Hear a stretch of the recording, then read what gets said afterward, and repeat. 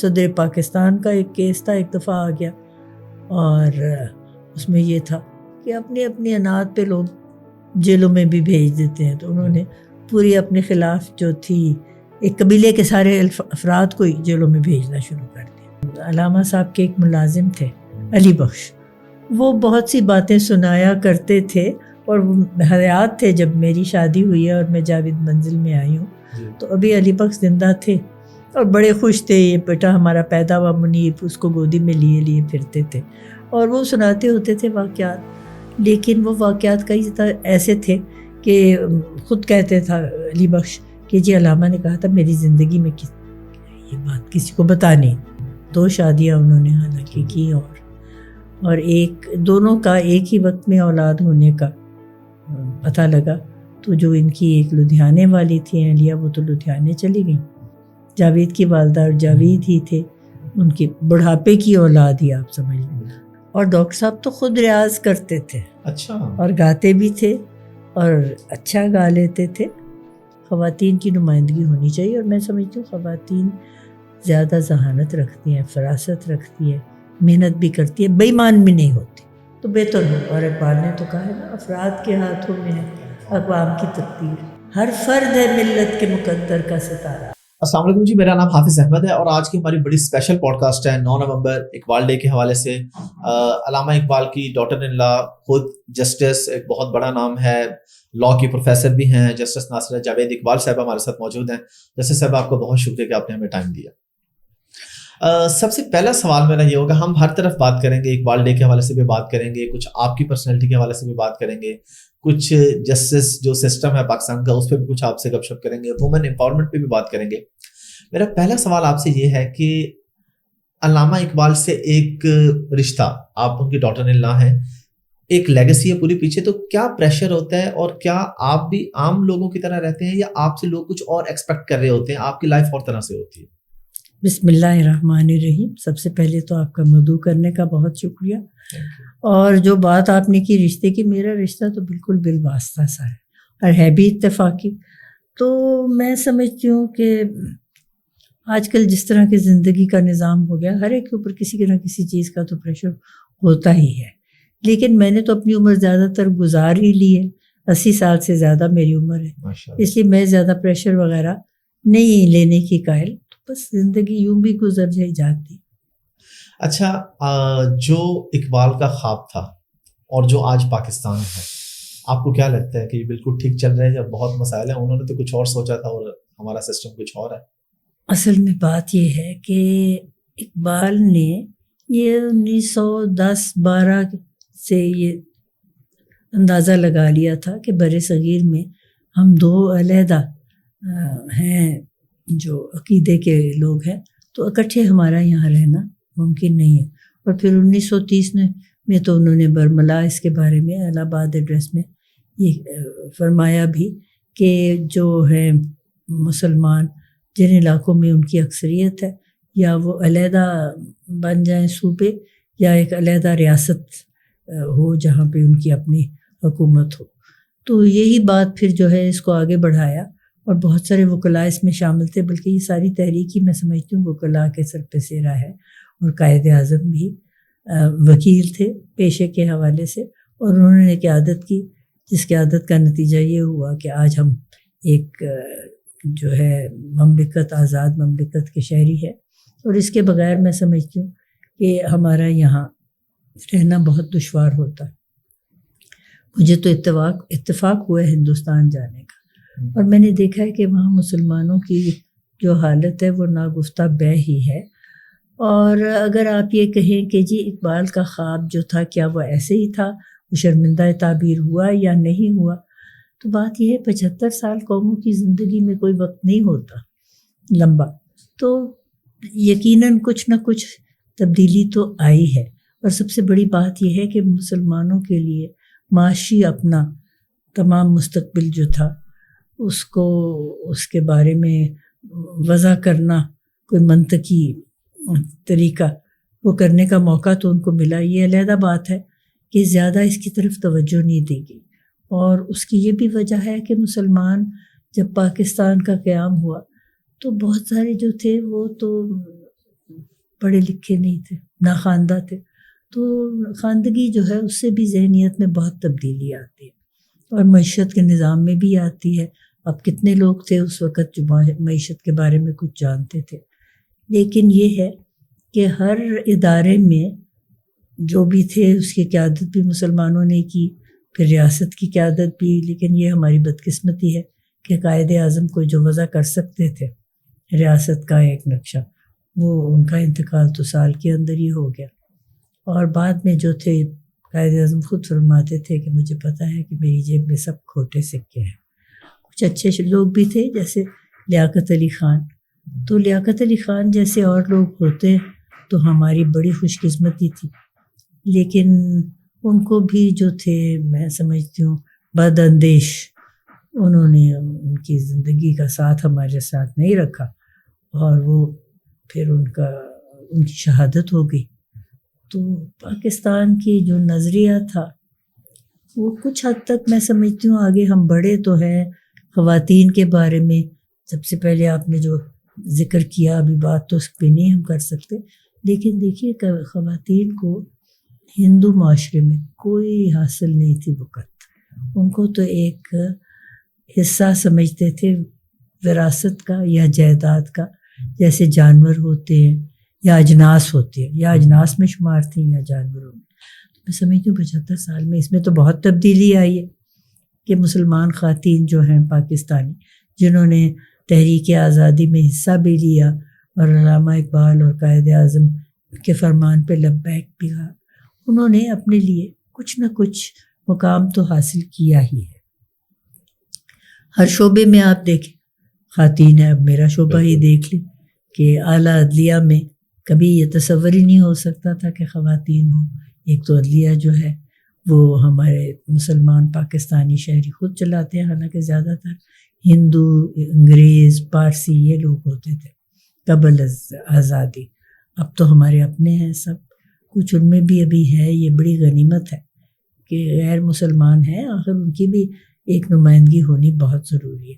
لیکن خواتین کا سامنے آنا ان تمام شعبوں میں بہت ضروری ہے، کیونکہ آدھی آبادی تو ہے ہی خواتین کی، اور جب تک ان کا مدعا سمجھنے والا کوئی نہ ہو تو کیسے بات آگے چلے گی. تو میں سمجھتی ہوں تبدیلی آئی ہے، اور کافی حد تک جو نظریہ تھا اقبال کا اور قائد اعظم کا اس پہ عمل ہو ہی رہا ہے. لیکن ابھی ہمیں منزل دور ہے، کہتے ہیں نا ہنوز دلی دور است.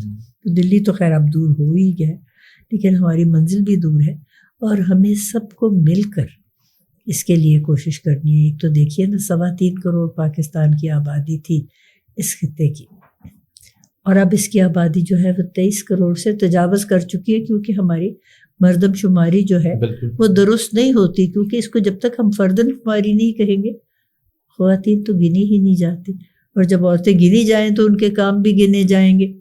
تو ہمیں یہی اندازہ نہیں ہے کہ اصل ہماری آبادی کی شرح ہے کیا، اور اس پہ جب تک ہم قابو نہیں کریں گے ہم ترقی کر ہی نہیں سکتے. ہمارے پاس وسائل قائد اعظم نے صحیح کہا تھا بے شمار ہے، لیکن اب وہ وسائل جو ہیں ان کی آپ دیکھیے کہ استعمال میں جہاں 3.25 کروڑ لوگ تھے 23 کروڑ لوگ ہوں تو پورے کیسے آئیں گے. اور اگر ہم ان پہ کوشش کر کے اپنے وسائل کی زیادہ بہتر استعمال لائے تو اتنی ہی آبادی ہماری بڑھتی جائے گی.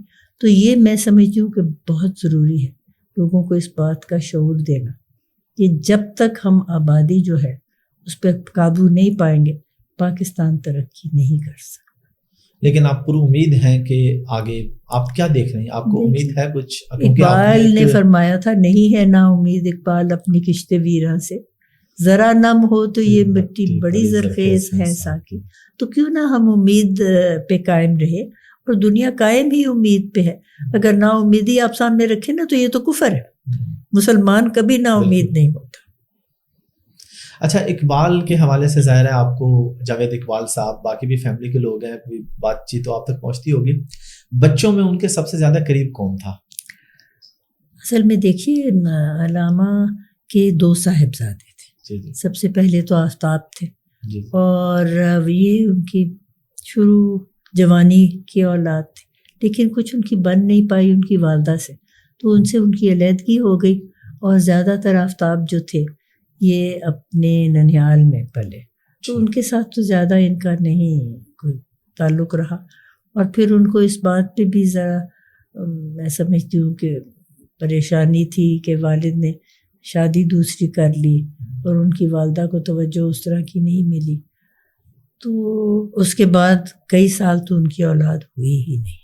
2 شادیاں انہوں نے حالانکہ کی، اور دونوں کا ایک ہی وقت میں اولاد ہونے کا پتہ لگا.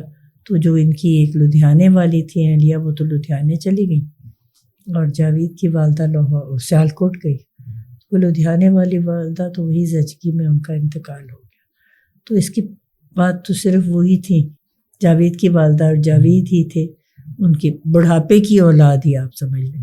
تو وہ بہت قریب تھے اپنے والد کے، البتہ ان عمر دی طفلی میں ہی تھے.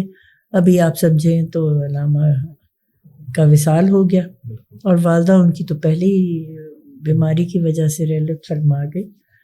تو پھر بھی یہ ہے کہ میں سمجھتی ہوں کہ اپنے والد کی قربت سے انہوں نے حاصل بھی کیا، پھر انہوں نے تحقیق بہت کی اپنی والد پہ، ان کے بارے میں انہوں نے ان کی سوانح حیات تحریر کی 9 سال کی تحقیق پہ، اور وہ اس میں کسی کی انہوں نے مدد نہیں لی، خود اپنے کاوشوں سے تحقیق بھی کی اور لکھا بھی 3 حصوں میں.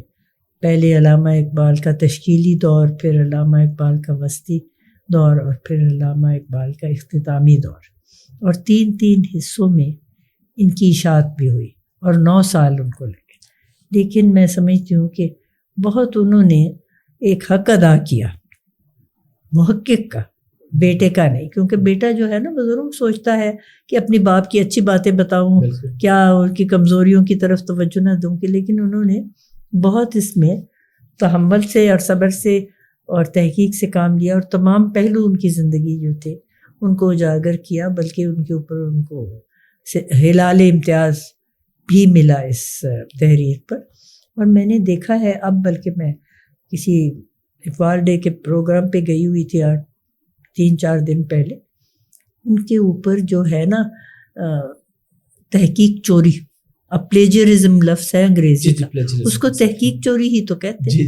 جو کچھ انہوں نے تحریر کیا ہے اس کی ہو بہو نقل کی ہوئی ہے، زبان میں تھوڑے الفاظ کی ہیر پھیر کر کے، اور اپنے نام پہ چھاپ دی ہوئی ہیں کتابیں.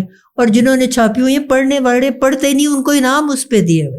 میں تو اب دعویٰ کروں گی کیونکہ میں ہوں اس کی کاپی رائٹ ہولڈر، تو میں سمجھتی ہوں کہ یہ تو بہت ہی زیادتی اپنے ساتھ بھی، اپنے ذہن کے ساتھ بھی، اور محقق کے ساتھ بھی، اور معاشرے کے ساتھ بھی، کہ آپ کسی کی تحقیق، کسی کی ذہنی کاوش کو اپنا ظاہر کر کے اور اس کو تحریر کر دیں. اور میں ایک تو وہ جو ہے انہوں نے 3 حصوں میں اسی طرح کتاب کی تشکیل کی ہے ایک بندے نے، اور دوسرے نے اس کے مخفف ایک سمری جس کو کہتے ہیں وہ شائع کی ہوئی.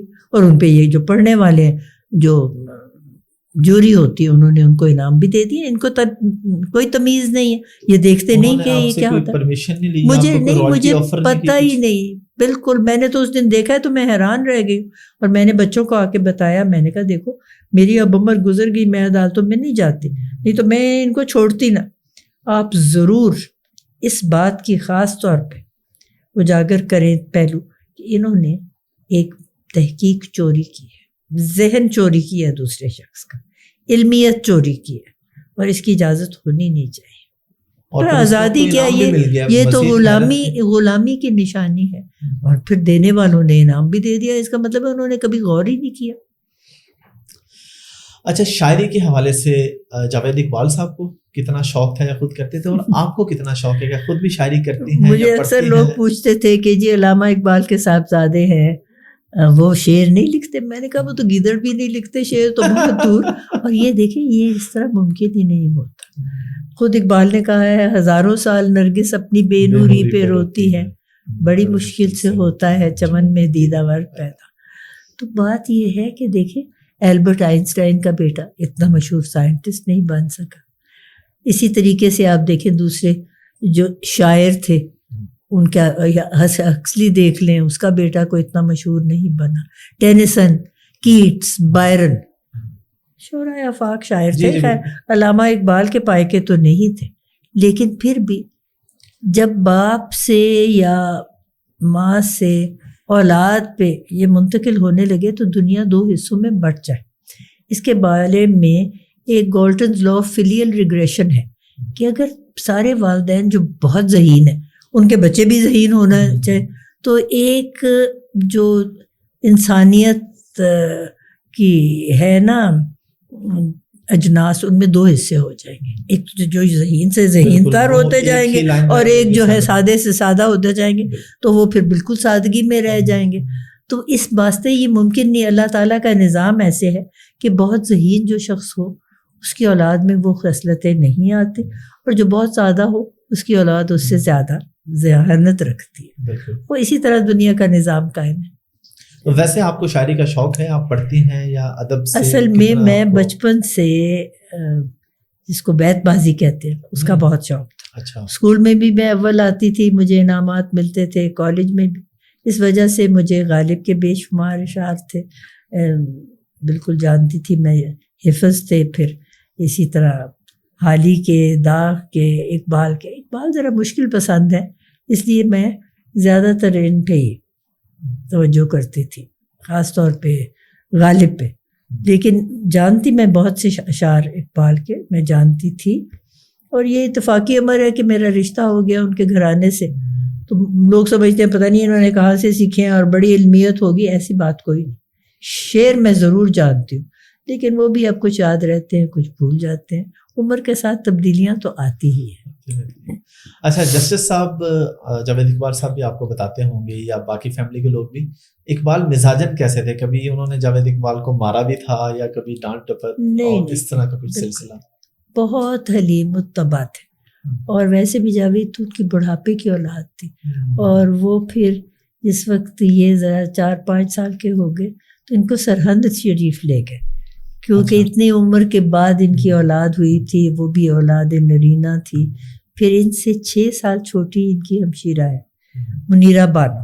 تو بس یہی پھر ان کی 2 اولاد تھیں، کیونکہ وہ آفتاب تو جاوید سے ان کی عمر 25 سال، باپ اور بیٹے کی عمر کا فرق تھا. تو وہ بھی باہر کا وکالت ہی کرتے تھے. ان کے بھی بیٹے تھے 3، بانو کے بھی 2 بیٹے ہیں، ہمارے بھی. تو اتفاق سے علامہ اقبال کی جو یہ تیسری پشت ہے اس میں صرف لڑکے ہی ہیں، اولاد نرینہ. اچھا، ماشاء اللہ. اچھا، کوئی یادگار واقعہ ایسا جو جیسے صاحب نے آپ کو سنایا ہو، کوئی گھر کا واقعہ اقبال کا یا کبھی کوئی دوست؟ میں نے تو آپ کو بتایا ہے نا کہ تحقیق انہوں نے کی اور 9 سال کی محنت سے کی. ہر چیز جو ہے وہ قلم بند ہے اور تحریر میں ہے اور اشاعت میں ہے. تو کوئی بات ایسی نہیں ہے جو پوشیدہ ہو. وہ تھے علامہ صاحب کے ایک ملازم تھے علی بخش، وہ بہت سی باتیں سنایا کرتے تھے، اور وہ حیات تھے جب میری شادی ہوئی ہے اور میں جاوید منزل میں آئی ہوں. تو ابھی علی بخش زندہ تھے اور بڑے خوش تھے، یہ بیٹا ہمارا پیدا ہوا منیب، اس کو گودی میں لیے پھرتے تھے اور وہ سناتے ہوتے تھے واقعات.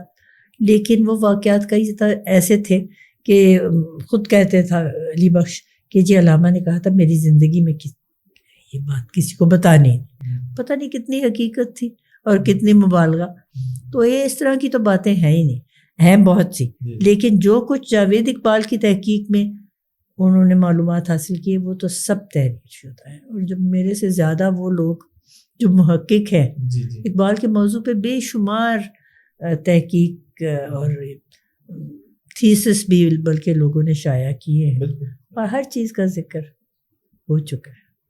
پھر بھی کوئی ایسا یادگار واقعہ جو علی بخش نے سنایا ہو یا آپ کو کوئی یاد ہو؟ نہیں، علی بخش نے مجھے کیا سنانا تھا، اس نے بھی جا کے وہ لوگوں کو سناتا ہوتا تھا. جیسے ان کے فقیر اجاز الدین کے والد تھے، ان کو جا کے سنایا. انہوں نے روزگار فقیر کتاب تحریر کی، اس میں ان کی باتیں بھی سب لکھ دی. اور پھر اس طرح وہ جا کے نہ کچھ مراد بھی حاصل کر لیتے تھے.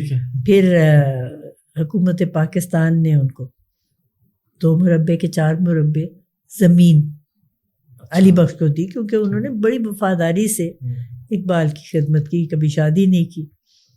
تو پھر وہ چلے گئے بعد میں، زیادہ جب ان کی عمر ہو گئی تو اپنے آبائی گاؤں میں چلے گئے اور پھر وہیں رہے. تو میرے ساتھ ان کی کوئی زیادہ اس طرح کی کوئی بات نہ انہوں نے سنانے کی کوشش کی، نہ میں نے ان سے کوئی کریدنے کی کوشش کی.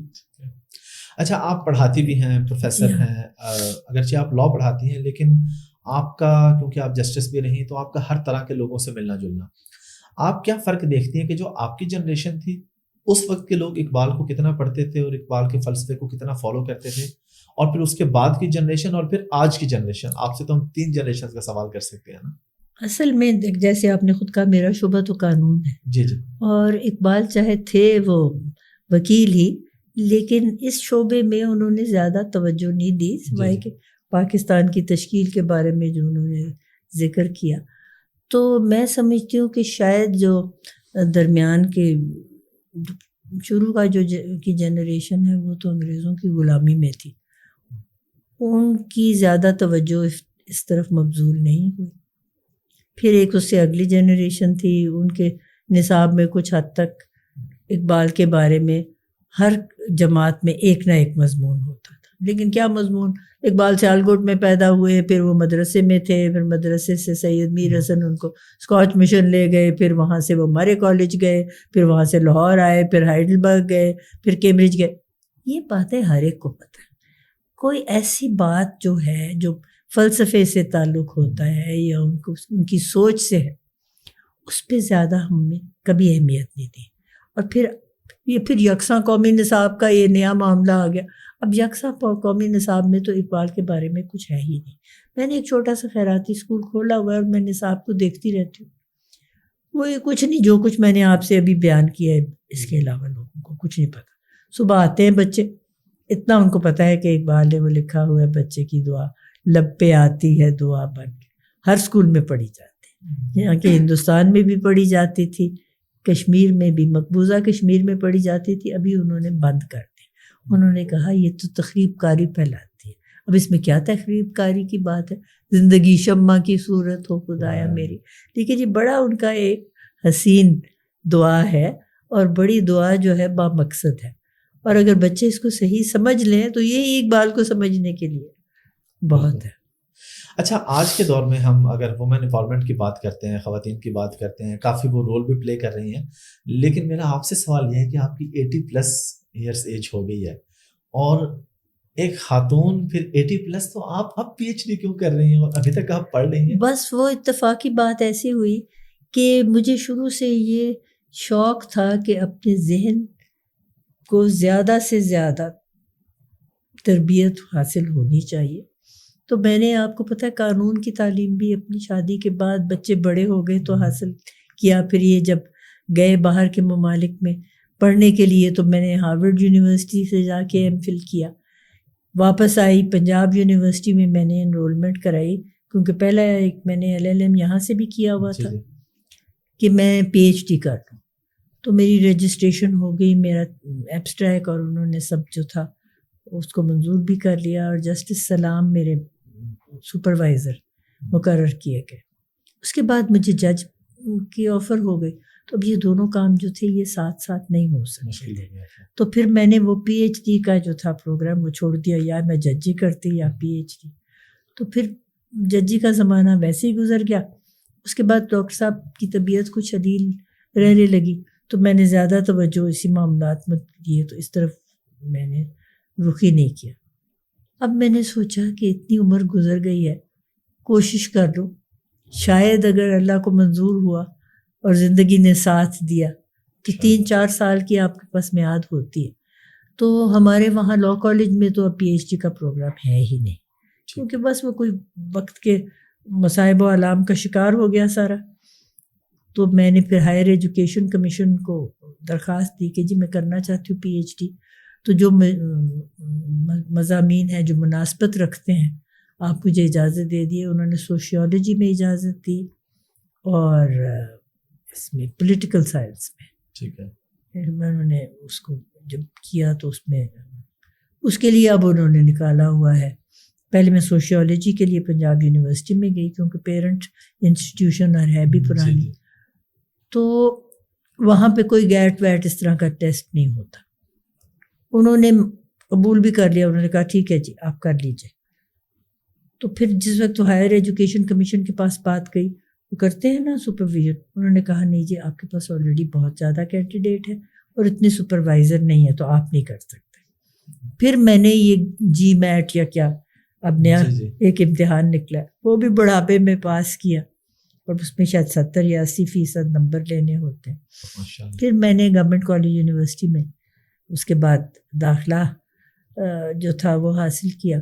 انہوں نے کہا جی 1 سال آپ پہلے ریسرچ ٹیکنیکس کریں, اس کو پاس کیجئے مضمون کے طور پہ, پھر آپ اپنا ایبسٹریکٹ سبمٹ کریں.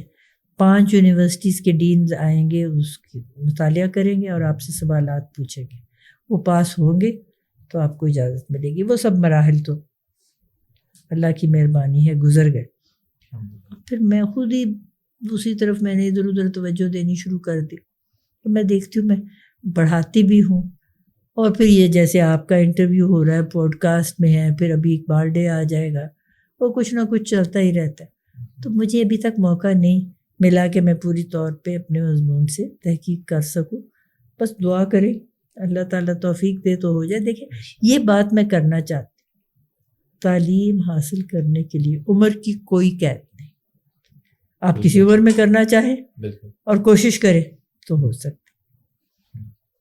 اچھا, گھر میں آپ کے گھر میں ولید اقبال اور منیب اقبال آپ کے کون زیادہ قریب ہے؟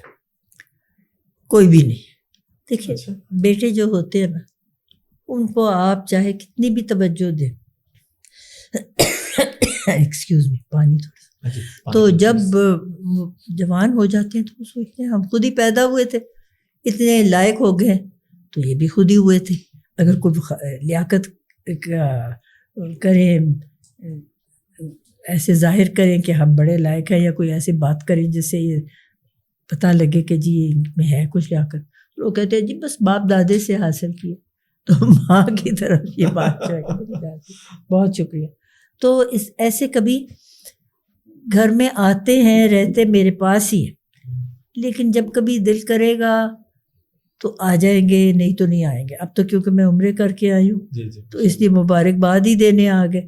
نہیں تو عمومی طور پہ ولید کے تو کیونکہ اہلیہ ہے, بچے ہیں, تو ظاہر آتا ہے, اور ہوتا تو یہاں نہیں ہے, راول پنڈی میں ہوتا ہے, اسلام آباد میں, تو ویکینڈ پہ آتا ہے تو زیادہ وقت توجہ ان کی پہ مبذول ہوتی ہے. اور منیب جو ہے وہ زیادہ سوچ بچار کرتا رہتا ہے, اور وہ اس طرح گھر والوں سے گفتگو بہت ہی کم کرتا ہے. تو بیٹی ہو نا وہ ماں کی ہمدرد ہوتی ہے ہمیشہ. بڑا شوق تھا ڈاکٹر جاوید اقبال کو بھی کہ گھر میں لڑکی ہونی چاہیے, کیونکہ علامہ اقبال کی تو میں نے آپ کو بتایا نا ان کی اولاد میں تھے ہی صرف پوتے ہی تھے, پوتی کوئی نہیں تھی.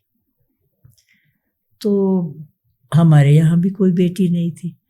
پھر یہ ولید کے اللہ نے اس کو 3 اولاد دی, اور یہ سب سے چھوٹی جو ہے اس کی وہ ماشاء اللہ بیٹی ہے. تو بہت ڈاکٹر صاحب کے ساتھ مانوس تھی, اور ڈاکٹر صاحب کی بہت فیوریٹ بھی بہت تھی, بہت زیادہ بہت زیادہ.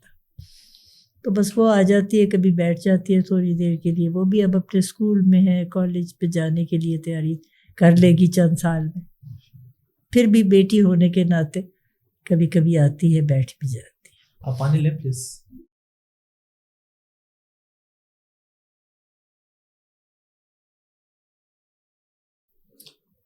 اچھا, جیسے صاحبہ اقبال کی فیملی سے ہیں آپ, تو کیا اسٹیٹ کی طرف سے کچھ ایسے پروٹوکول اقبال کی فیملی کو دیے جا رہے ہیں, یا ایسے کوئی فیسیلیٹیشن اسپیشل ٹریٹ کیا جاتا ہو, یا گورنمنٹ کی طرف سے کچھ بھی کوئی اسپیشل ہو باقی لوگوں سے ہٹ کے کہ اقبال کی فیملی ہے؟ نہیں, کوئی وجہ بھی تو نہیں. اقبال بھی تو عام انسان تھے, اور خیر ان کی تو زندگی بھی غلامی کے دور میں بسر ہوئی. ان کا لوگوں کے ساتھ بہت رابطہ تھا, اور اپنی جب شاعری جو تھی یہ وہاں انجمن حمایت اسلام میں جب پڑھتے تھے یا اسلامیہ کالج میں, تو لوگ زار و قطار رویا کرتے تھے. اب وہ زمانے گزر گئے, آزادی ہم نے حاصل کر لی, تو حکومت اپنے اس میں رہتی ہے کہ جی جس کو کرسی مل جائے وہ کہتی ہے کرسی نہ چھوٹے. میں سمجھتی ہوں کیا پروٹوکول کی ضرورت بھی تو نہیں. عام شہری تھے اقبال بھی, ان کی اولاد بھی عام شہری تھی, تو ایسے میرے ذہن میں تو کوئی خاص بات نہیں. لیکن پھر بھی چلیں اگر پروٹوکول نہیں, بس وہ علی بخش کے ساتھ انہوں نے امتیازی سلوک یقیناً کیا, اور میں سمجھتی ہوں وہ مستحق بھی تھا. بہت اس نے خدمت کی اقبال کی. اچھا لیکن اگر اس بات سے ہٹ کے پروٹوکول چلیں ٹھیک ہے آپ کہہ رہے ہیں کہ عام سادہ انسان تھے, ضرورت نہیں تھی, نہیں ہونا چاہیے, لیکن زیادتی بھی تو نہیں ہونی چاہیے. آپ کے گھر پہ جس طرح سے پولیس نے چھاپا مارا وہ تو ایک اتفاقی بات تھی نا. اب دیکھیے جب کوئی سیاست میں قدم لیتا ہے تو یہ سب کچھ تو ساتھ ہی آتا ہے. تو وہ میری خاطر تھوڑی آئے تھے, وہ تو ولید کی تلاش میں آئے تھے, اور اتفاق کی بات ہے وہ صرف ویکینڈ پہ آتا ہے. یہ جو واقعہ ہوا ہے میرا خیال ہے یہ اتوار کی رات کو ہوا ہے 2 بجے کے قریب. تو وہ تو شام کو چلا جاتا ہے کیونکہ پیر کے دن وہاں اس کا کچھ نہ کچھ ہوتا ہے, سیشن یا کوئی اور کسی کمیٹی کی میٹنگ ہوتی ہے. تو پہلے وہ جب گیٹ پہ آئے انہوں نے کھٹکھٹایا تو وہاں جو ایک رات کا تھا چوکی داری ہے وہ گھبرا گیا. اس نے کہا جی کون ہے؟ انہوں نے کہا جی پولیس ہے. اس نے کہا جی میرے پاس تو چابیاں کوئی نہیں ہے, اور چابی حالانکہ گیٹ کی اسی کے پاس تھی. اس نے وہ گیٹ کی چابی ساتھ کے گھر میں پھینک دی. ٹھیک ہے. پولیس والوں نے کہا یہ ہو ہی نہیں سکتا, ان کے پاس وہ ڈبل کیبن کی گاڑی ہے. انہوں نے کہا جی ابھی آپ بتائیں گے. انہوں نے اس کو بیک کر کے زور سے گیٹ میں مارا. اب گیٹ تو عام حالات کے لیے ہوتا ہے, وہ اس لیے تھوڑی ہوتا ہے کہ اس کے ساتھ آپ کچھ کریں اس طرح کی طاقت نبرد آزمائی.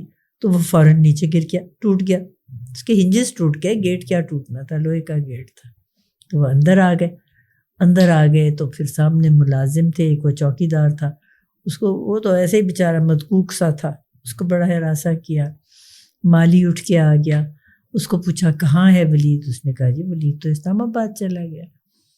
پھر کہ جی ایئر کنڈیشنر چل رہے ہیں, اس کا مطلب ہے گھر میں کوئی تو ہے.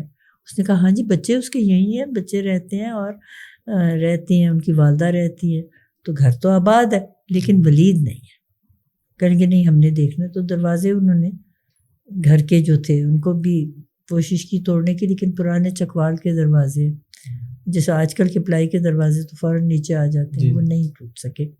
اتنی دیر میں انہوں نے کہیں میسیج ریڈیو ہوتا ہے نا ان کے پاس, وہ کیا تو ان کو معلومات ہو گئی کہ وہ تو وہاں شاید سینیٹرز لاجز میں ہے. تو پھر انہوں نے اتنی دیر میں مجھے ملازم نے, میرا کمرہ پیچھے کی طرف ہے, تو مجھے آ کے کہا کہ بیگم صاحبہ پولیس آئی ہوئی ہے. تو میں اٹھ کے باہر نکلی, میں نے کہا دیکھو پوچھوں کیا. پہلے میں نے تھانے فون کیا, ہمارے گھر کے ساتھ ہی تو تھانہ ہے, غالب مارکیٹ کہا جاتا ہے, حالانکہ وہ غالب مارکیٹ کا علاقہ نہیں ہے. ان کو میں نے فون کیا, کوئی فون ہی نہیں اٹھاتا تھا. پھر میں باہر نکلی, میں نے آ کے دیکھا وہ جو پولیس والے تھے ان کی وردی بھی کچھ اور ہی قسم کی تھی, جو عام پولیس والے ہوتے ہیں تفتیشی, ان کی نہیں تھی. تو جو ہی انہوں نے مجھے دیکھا ان کو معلوم بھی ہو گیا ہوا تھا کہ یہاں پہ نہیں ہے, تو انہوں نے اپنے واپس ہو گئے. اور کوئی گورنمنٹ نے پراپر معذرت کی آپ سے اس کے بعد؟ پھر بڑی اس کے اوپر ٹیلی ویژن کے اوپر وہ آ گئی نا تصویر, تو پھر ٹیلی ویژن پہ کافی اس پہ لے دے ہوئی. تو پھر ہمارے سیال کوٹ کے ہیں خواجہ صفدر صاحب, انہوں نے سینٹ میں معذرت بھی کی کہ جی ہمارا بالکل ارادہ نہیں تھا, اور کسی غلط فہمی کی بنا پہ ان کے گھر پہ پولیس نے چھاپا مار دیا, کیونکہ لوگوں نے کہا کہ جی آخر علامہ اقبال کا تو چاہے بالواسطہ ہی ہو تعلق, گھر کا ہے تو انہی کا گھر. تو انہوں نے معذرت کی. پھر اگلے دن پولیس کے ڈی آئی جی آئے معذرت کرنے, تو لوگ میرے اپنے ملنے والے آ رہے تھے سارے کہ جی بڑی زیادتی ہوئی. میں نے کہا جی بہت شکریہ, انہوں نے معذرت نہیں جی وہ آپ سے ذاتی طور پہ ملنا چاہتے ہیں. تو جب ملے تو کہنے لگے جی آئی جی صاحب نے کہا ہے کہ انہوں نے آپ سے بات کرنی ہے, تو میں ملاتا ہوں, تو آپ پلیز بات ان کی سن لیجیے گا. تو انہوں نے آئی جی کا ملایا نمبر. انہوں نے بڑی معذرت کی کہ جی ہمارا تو کوئی ارادہ ایسے تھا ہی نہیں, اور یہ آپ کے گھر تو اتفاقی طور پہ پتہ نہیں کیسے چلے گیا. حالانکہ اس رات 2000 لوگوں کو انہوں نے گھروں سے پکڑا اور لے گئے تھے تھانوں میں. ہمارے گھر میں تو کوئی لے جانے والا ایسا تھا ہی نہیں نا, اب خواتین تھی, ہمیں انہوں نے کہاں لے جانا تھا. تو بس جو یہ پاکستان میں رہنے کے یہ آپ سمجھیں اچھائیاں یا برائیاں ان میں شامل ہے, تو پھر رہنا تو ہم نے یہی ہے نا. اچھا ہم تقریباً اپنے اینڈنگ کی طرف آتے ہیں. آپ جسٹس سسٹم کا حصہ رہی ہیں, اور ایز اے فیمیل جج آپ کیا سمجھتی ہیں کہ آپ کو کوئی مشکل پیش آئی فیمیل جج ہونے کے حوالے سے, میل اور فیمیل میں کوئی ایسا؟ اور جسٹس سسٹم کے بارے میں آپ کیا کہیں گے پاکستان کے؟ اصل میں کیونکہ میں نے LLM 2 کیے ہوئے تھے, تو مجھے سبارڈینیٹ کورٹس میں جانے کا اتفاق نہیں ہوا, نہ کوئی ضرورت تھی اس کی. مجھے ڈائریکٹلی ہائی کورٹ میں انرولمنٹ مل گئی تو وکالت بھی میں نے وہیں کی، اور اس کے بعد عدالت بھی ہائی کورٹ میں کی. عمر میری کافی اس وقت تھی، مطلب میں کوئی نوجوان خاتون کے طور پہ نہیں جج بنی تھی، تو مجھ سے کبھی کسی نے گستاخی نہیں کی. اور یہ ہے کہ اگر کیسز کی لسٹ میرے پاس آتی تھی، فائلیں آپ کو شام کو مل جاتی، تو میں سرسری طور پہ سب کو دیکھ لیتی تھی تاکہ مجھے پتہ ہو کہ اس میں حقیقی واقعات کیا ہیں اور واقعاتی طور پہ کیا اس میں منطقی انجام نکلنے والا ہے، اور پھر پہ قانون کیا لاگو ہے. وہ کہتے ہیں نا، جج must always wear the laws of the land on the sleeves of his robe. میں کوشش کرتی تھی کہ مجھے قانون سے جو بھی اس پہ اطلاق ہو اس کو میں ایک دفعہ دیکھ لوں. اس سے بڑا فرق پڑتا تھا. کبھی کسی نے نہیں گستاخی کی، اور بلکہ ہمیشہ بڑے عزت سے پیش آئے. مرد بھی وکالت میں البتہ مجھے بہت دقت ہوئی، کیونکہ جب میں آئی وکالت کرنے تو چرب زبان تو میں بچپن سے تھی. جب میں نے عدالت میں بات کرنی، دلائل پیش کرنے، تو ججوں نے قائل بھی ہو جانا، اکثر کیس میرے حق میں فیصلہ ہو جانا، تو مردوں کو یہ بہت برا لگتا تھا. آپ اس عمر میں یہاں کیا کرنے آئے؟ آپ جائیے گھر بیٹھ کے اللہ اللہ کریں. میں نے کہا دیکھیے میں آپ سے کچھ نہیں کہہ رہی، آپ کو کوئی حق نہیں ہے کہ آپ اس طرح کی بات مجھ سے کریں. آپ کو نہیں اچھا لگتا تو آپ نہ توجہ دیں.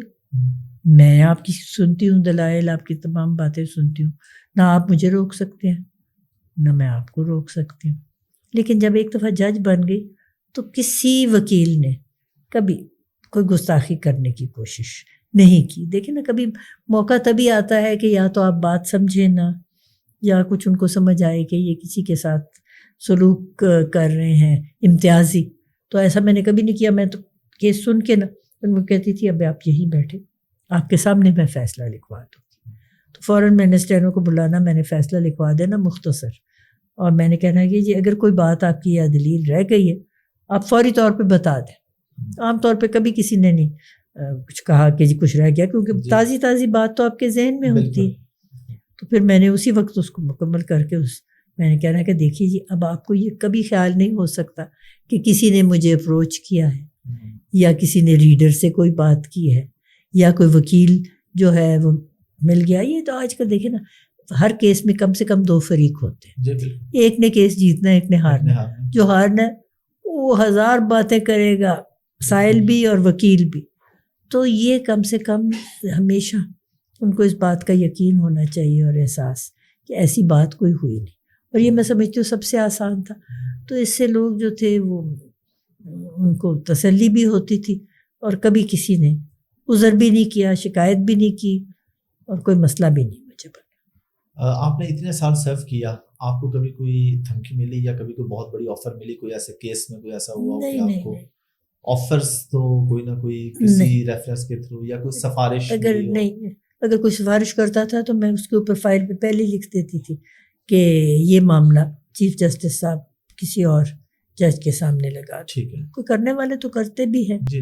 لیکن دھمکی کبھی کسی نے نہیں. صدر پاکستان کا ایک کیس تھا، ایک دفعہ آ گیا، اور اس میں یہ تھا کہ اپنی اپنی انات پہ لوگ جیلوں میں بھی بھیج دیتے ہیں. تو انہوں نے پوری اپنے خلاف جو تھی ایک قبیلے کے سارے افراد کو ہی جیلوں میں بھیجنا شروع کر دیا. میرے پاس کیس آیا، میں نے بیل کر دی کیونکہ بنتا ہی کوئی کیس نہیں تھا. پھر ایک دفعہ کوئی کسی جج کے پاس کسی معاملے میں بیل جائے تو پھر اسی کے پاس جاتی. جی. اگلے گروہ نے بھی وہی کیا، ان کے جو باقی اس قبیلے کے لوگ تھے. تیسری چوتھی باری جو بھی آئے تو میں دے دیا کروں بیل. اب ان کو بڑی یہ ہوئی تشویش کہ کیا کرے. اچھا چوتھا بیل کا معاملہ آیا تو میں نے اس کو کہا کہ آواز لگائے، کوئی نظر نہیں آ رہا جو جنہوں نے بیل کہ جی وہ انہوں نے دہشت گردی کی عدالت کو بھیج دی ہے کہ انہوں نے جی کوئی وہاں آگ لگانے کی کوشش کی تھی جس علاقے میں کچھ گڑبڑ ہوئی ہے، وہ اب ہماری عدالت سے کیس ہی چلا گیا. انہوں نے طریقہ سوچا کہ کوئی نہ کوئی تو یہاں سے فارغ کرے اپنا. تو اس طرح انہوں نے اپنا معاملہ حل کر لیا، لیکن مجھ سے کسی نے نہیں کبھی رابطہ کرنے کی کوشش، باثر بندے نے کبھی نہیں کی. اچھا آپ مطمئن ہیں ویسے پاکستان کے جسٹس سسٹم سے؟ دیکھیے اب تو مجھے 20 سال ہو گئے ریٹائر ہوئے 2002 میں. تو میں اتفاق سے عدالت گئی نہیں، حالانکہ میں جا سکتی تھی. اب میری کولیگ اللہ تعالیٰ ان کو غریق رحمت کرے. جسٹس فخر النساء کھوکھر 3 سال ہوئے ان کا انتقال ہو گیا. وہ سپریم کورٹ میں جاتی تھی. اصل میں مجھے ہو گئے 40 سال پڑھاتے ہوئے قانون. بے شمار اس وقت جو میرے شاگرد ہیں جو پہلے تھے اب وہ سپریم کورٹ کے جج بن چکے ہیں. ہائی کورٹ میں تو تقریباً سارے ہی میرے شاگرد رہ چکے ہیں. تو یہ کچھ مناسب نہیں لگتا کہ آپ پیش ہوں اپنے شاگردوں کے بارے میں اور پھر ان کو بھی دیکھیں نا کچھ لحاظ کوئی. تو میں نے تو یہی سوچا کہ بہتر ہے, کیونکہ میں نے یہ دیکھا ہے ہوتے ہوئے کہ استاد ہیں اور وہ جا رہے ہیں, بات ان کو سمجھ نہیں آ رہی کرنے کی, بینائی ویسے کمزور ہو گئی ہے لیکن وہ بحث کر رہے ہیں اور وہ جج بیچارہ کیا کرے, خود ہی اپنی طرف سے جو فیصلہ ہوتا ہے وہ کہتے ہیں میں نے تو اس لیے کبھی گئی نہیں, میں نہیں عدالت میں گئی. مجھے نہیں معلوم کہ اب جو نظام عدالت ہے اس کے بارے میں جو لوگ شکایات کرتے ہیں میں نہیں سمجھتی کہ یہ درست ہے. کیونکہ میں نے تو اپنے شاگردوں میں بہت اس بات کی ہمیشہ اہمیت کو اجاگر کیا ہے کہ دیکھیے آپ نے امتیازی سلوک نہیں رکھنا, آپ نے انصاف کرنا ہے قواعد و ضوابط کے مطابق. رول آف لاء جو ہے اس کو آپ نے اپہولڈ کرنا ہے, اور یہ ہے کہ عدل کے ساتھ انصاف ہونا ضروری ہے. جس طرح وہ مرچنٹ آف وینس میں کہتے ہیں کہ مرسی, جسٹس ٹیمپرڈ ود مرسی. میں نے کہا یہ بہت ضروری ہوتی ہے. میرے پاس دیکھیں نا 70 سال کے شخص کی آ جاتی تھی بیل, تو میں کہتی تھی old age is an infirmity. اس شخص کو جیل میں رکھنے کا کیا فائدہ ہے, اس کو رہائی دے دیں. تو یہ سوچ کا ایک زاویہ ہوتا ہے. اور میں سمجھتی ہوں ہر ایک کو, جج جو ہے وہ انسان ہوتے ہیں نا, ان کو معاشرے کا ہر زیر و بم پتہ ہونا چاہیے اور اس کے مطابق فیصلے کرنے. نہیں تو آپ کمپیوٹر میں فیصلہ ڈالیں اور نکل آئے تو پھر ضرورت ہی نہیں ہے. تو میں نہیں سمجھتی, لیکن اب میں دیکھ کے کوئی اس طرح کی بات ہے کہ عدالتیں جو ہیں آج کل امتیازی سلوک کر رہی, لیکن لوگوں میں اور ہماری قیادت میں برداشت نہیں رہی. اور برداشت نہیں ہونے کے ساتھ وہ یہ سوچتے ہیں کہ جی ہم زور لگائیں اور ہماری وجہ سے ہماری طرف عدالت رجوع کرے اور ہمارا فیصلہ حق میں ہو جائے. ایسا ہو نہیں سکتا, ممکن نہیں ہے. اب اگر فیصلہ ان کے برخلاف جاتا ہے وہ کہتے ہیں جی انہوں نے دوسری سائڈ نے اپنا اثر رسوخ استعمال کیا. حالانکہ بظاہر میرا نہیں خیال, تمام جج کوشش تو کرتے ہیں کہ وہ عدل و انصاف جو ہے اس کے مطابق فیصلہ کرے, قانون کے مطابق فیصلہ کرے. عدالتیں تو ہے ہی اس لیے, اور دنیا بھر میں کہتے ہیں کہ جو ستون ہیں ریاست کے, ایک مقننہ ہے جو قوانین بناتی ہے, ایک انتظامیہ ہے جو ان پہ عمل درآمد کرتی ہے, اور ایک عدلیہ ہے جو لوگوں کی شکایات کی داد رسی کرتی ہے. اس لیے ان کو کہتے ہیں the least dangerous branch دنیا بھر میں. اور میں سمجھتی ہوں ان کا کام ہی ہے کہ اگر ذاتی مقننہ نے کی ہے, جیسے آج کل تو آپ پتہ یک طرفہ ہی قانون بن رہے ہیں کیونکہ ایک پارٹی نے تو اپنا ویسے ہی استعفیٰ دے دیا. یہ ان کی اپنی میں سمجھتی ہوں سوچ جو تھی پتہ نہیں کس بنا پہ دیا, تو دوسروں کو تو فائدہ ہو گیا. تو اس کے نتائج اگر منفی ہوں تو کسی کو شکایت کرنے کا موقع نہیں ہونا چاہیے. اور میں سمجھتی ہوں کہ یہ جائز بھی نہیں ہے. عدلیہ کے ساتھ آپ اگر اس طرح کی باتیں کریں گے تو خام خواہ اپنے معاشرے میں آپ ایک انتشار پھیلائیں گے, اور ہمیں معاشرے میں اس وقت یکجہتی چاہیے, انتشار نہیں چاہیے.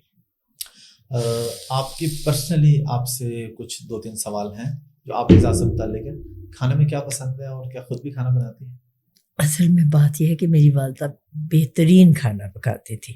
میرے والد لیگ آف نیشنز میں مندوب تھے ہندوستان کی طرف سے, تو وہاں انٹرنیشنل ویمنس کلب تھا, تو میری والدہ نے ہر قسم کا کھانا پکانا سیکھ لیا, اور بڑا ان کا چرچا تھا اپنے گھر میں بھی.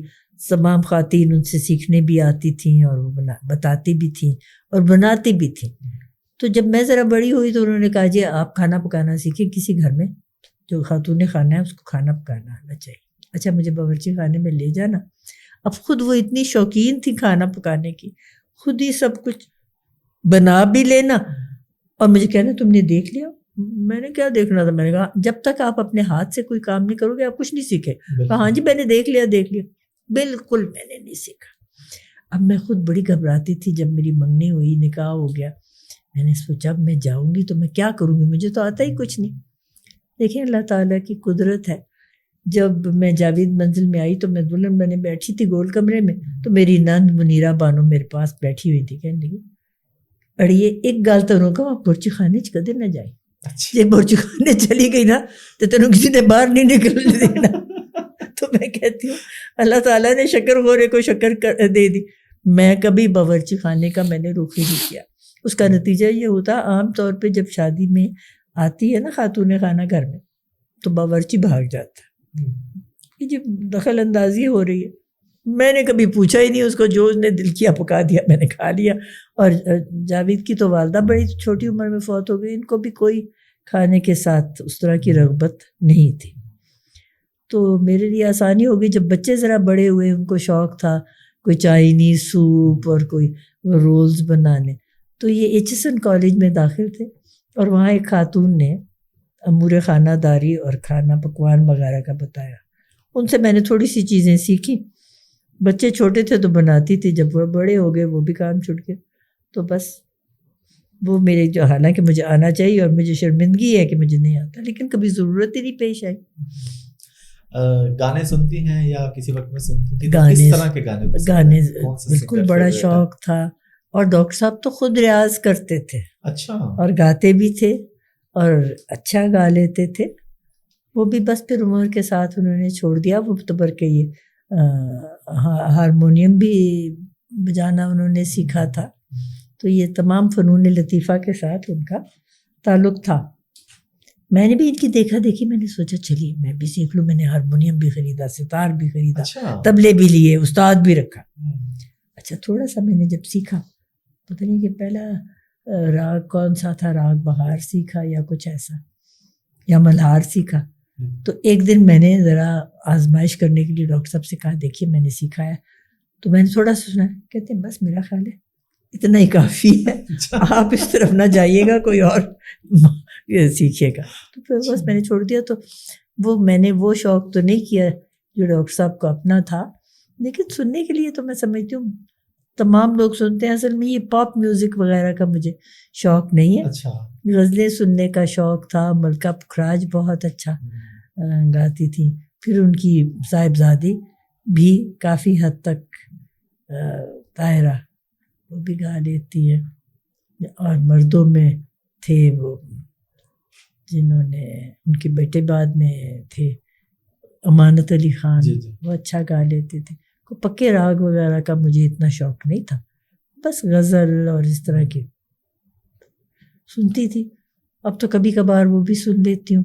وقت کے ساتھ سب جو چیزیں ہیں نا, وہ آپ کہتے ہیں نا, یاد تھی ہم کو بھی رنگا رنگ بز مارائیاں, لیکن اب نقش و نگارے تاکہ نسیاں ہو گئی.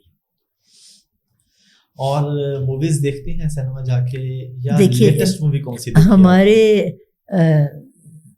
جوانی کے وقت میں یہی انٹرٹینمنٹ ہوتی تھی. تو میرے بھائی تھے ڈاکٹر انور, جو بچوں کے بڑے مشہور ڈاکٹر تھے, اور ان کی شادی بھی میری خالہ زاد سے ہوئی تھی. ان کے ساتھ بہت دوستی تھی جاوید کی اور میری. تو ایک دفعہ ہفتے کے دن انہوں نے ہماری طرف کھانے پہ آنا اور پھر ہم نے سنیما جانا. 2 روپے 14 آنے سنیما کا ٹکٹ ہوتا تھا, ڈریس سرکل کا. اچھا. اور تمام لوگ وہیں پہ آپ کو مل جاتے تھے. تو تھوڑی سی ان کے ساتھ خوش گپی ہو گئی, پھر فلم دیکھ لی, پھر گھر آ گئے. پھر اگلے ہفتے ان کی باری تھی, ان کے گھر ہم جاتے تھے, پھر وہاں سے سنیما جانا. بس ان زمانوں میں, اور یہ جو مرد حضرات تھے نا, ان کو تو زیادہ یہ 007 اور اس طرح کی موویز دیکھنے کا شوق تھا.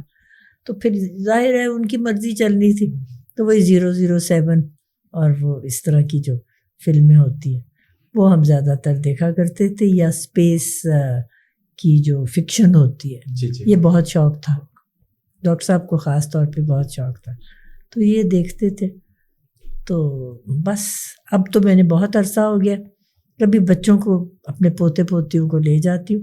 اب میری بہو کہنے لگی آپ عمرہ سے واپس آئیے, چلے کہیں آپ کو کھانے پہ لے کے جاتے ہیں سیلیبریشن کے طور پہ. تو میں ابھی یہی سوچ رہی تھی میں اس کو کہوں کہ کھانا تو روز کھاتے ہی ہیں, تو چلو جا کے مولا جٹ دیکھتے. اچھا, مولا جٹ کا دیکھیں نا اتنی تشہیر ہوئی ہے, اور لاشاری نام بھی ان کا مشہور ہے, تو ذرا جا کے دیکھیے مولا جٹ ہے کیا چیز. اچھا. تو میں یہی پتہ کر رہی تھی کہ ہمارے پاس وہ ایک سنیما ہاؤس ہے, اگر وہاں لگا ہو تو پھر بجائے کسی گانے وانے پہ جانے کے مولا جٹ ہی دیکھ لیں. اچھا, مولا جٹ پرانی آپ نے دیکھی تھی؟ پرانی مولا جٹ میں نے دیکھی ہے. اچھا. مجھے تو اس لیے بھی نہیں پسند آئی تھی کہ اس میں جو کردار تھا نا, سب سے کلیدی کردار, وہ آدمی تو خود مطلب عمر ان کی جوانی کی ختم ہو چکی تھی اور ان کو انہوں نے بنایا ہوا تھا ہیرو. مجھے اب نام اس کا یاد نہیں آیا, بعد میں قتل ہو گئے تھے اور میری عدالت میں ان کا قتل کا سلطان راہی ان کا کیس بھی آیا تھا کہ جی ڈرائیور نے کیا ہوا ہے قتل. اچھا. تو سلطان راہی جو تھے نا, ان کی عمر کافی تھی, میں خیال 50 سال کے تھے جس وقت انہوں نے مولا جٹ کا کردار ادا کیا. تو اس میں تو جو ٹریلر ہے اس میں تو کوئی نوجوان دکھاتے ہیں, اور وہ خاتون بھی ہماری جو ہے وہ بڑی مشہور ہے, ماہرہ خان. تو میں نے کہا چلو جا کے, اور فواد ہیں, اور فواد بڑے ہیں. ہاں, تو جا کے دیکھیں تو صحیح آج کل کی کیا.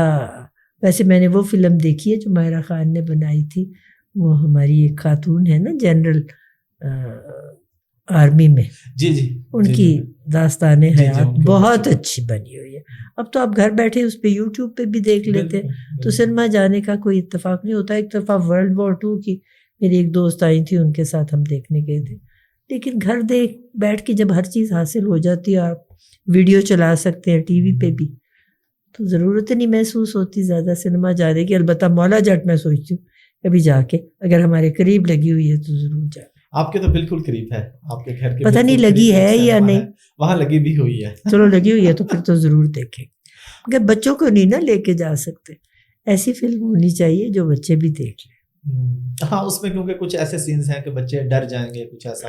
چھوٹی میری جو پوتی ہے وہ اب 11 سال کی ہوئی ہے ماشاءاللہ. میں سوچتی ہوں کہ ایسی فلم دیکھیں جس پہ میں اس کو لے جاؤں. اکثر میں بچوں کو کبھی کبھی لے جاتی ہوتی تھی, اب تو کچھ عرصہ ہو گیا نہیں گئے.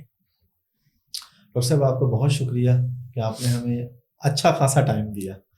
تو دوبارہ بھی انشاءاللہ آپ سے ٹائم لیں گے کبھی, اور آپ سے اس ٹاپک پہ گفتگو کریں گے انشاءاللہ. آپ لاسٹ پہ کوئی خواتین کے لیے اسپیشل میسج دینا چاہیں, آج کے دور کے خواتین کے, آپ کو لگتا ہے کہ انہیں کھل کے آنا چاہیے یا کہیں انہیں ہراسمنٹ کا اسپیشلی؟ یقیناً ہراسمنٹ کا جو قانون ہے, اس قانون کی تشکیل میں بھی میں نے حصہ اپنا ڈالا ہوا ہے, اور میں سمجھتی ہوں اس پہ عمل درآمد بھی ہوتا ہے. تو خواتین کے لیے سہولتیں تو بہت ہیں, لیکن جب تک وہ اپنے لیے اقتدار اور یہ امپاورمنٹ خود چھینیں گے نہیں, ماں دودھ نہیں دیتی جب تک بچہ نہ روئے, تو یہ کرنا تو بہت ضروری ہے. اور تو میری عمر گزر گئی خواتین کے حقوق کے لیے کوشش کرتے, اور تبدیلی جیسے میں نے کہا آئی ہے, لیکن ابھی بہت گنجائش ہے. دیکھیں اسمبلیوں میں ہماری نمائندگی اس انداز میں نہیں ہے جو ہونی چاہیے. عورتیں تو عورتوں کو نہیں کرتی ہیں الیکٹ, یہ تو مرد کر دیتے ہیں. پھر جب وہ بولنے کی کوشش کرتی ہیں کہ آپ چپ کر کے بیٹھے, ہم نے آپ کو ووٹ دیا ہوا. تو یہ کوئی بات تو نہ بنی. اور پھر اسی طرح جو انتظامیہ میں ہے, اچھی عورتیں لگی ہیں لیکن زیادہ تعداد ہونی ہے. دیکھیے 30% ہم سیڈو کے ممبر ہیں, 30% ہر شعبے میں خواتین کی نمائندگی ہونی چاہیے. اور میں سمجھتی ہوں خواتین زیادہ ذہانت رکھتی ہیں, فراست رکھتی ہیں, محنت بھی کرتی ہیں, بے ایمان بھی نہیں ہوتی, سب سے بڑی بات. تو اگر ان کو ہم سامنے لائیں تو بہتر ہو. اور اقبال نے تو کہا ہے نا, افراد کے ہاتھوں میں ہے اقوام کی تقدیر. تو یہ جو لفظ ہے نا افراد, اس میں خواتین بھی شامل ہیں, میری بہو, بیٹیاں, بہنیں. تو ہر فرد ہے ملت کے مقدر کا ستارہ. اب یہ فرد کا لفظ جو ہے یہ خاتون کے لیے بھی ہے, یہ مرد کے لیے بھی ہے. تو خاتون کو جب زیادہ مواقع دیے جائیں گے تو ترقی بھی انشاءاللہ میں سمجھتی ہوں پاکستان زیادہ کرے گا. Once again, thank you very much.